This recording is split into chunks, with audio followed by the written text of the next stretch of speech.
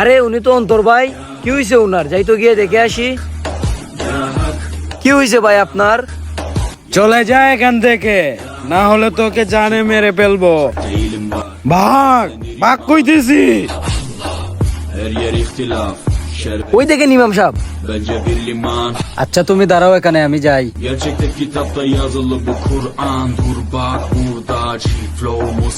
আরে বাবা অন্তর, তুমি এখানে বসে কি করতেছো?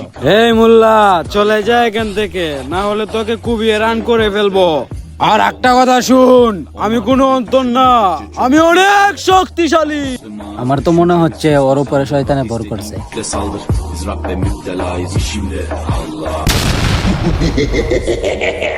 হে শয়তান, তুই ওর উপরে ভর করছিলে কেন? তুই ওকে ছেড়ে এখান থেকে চলে যা।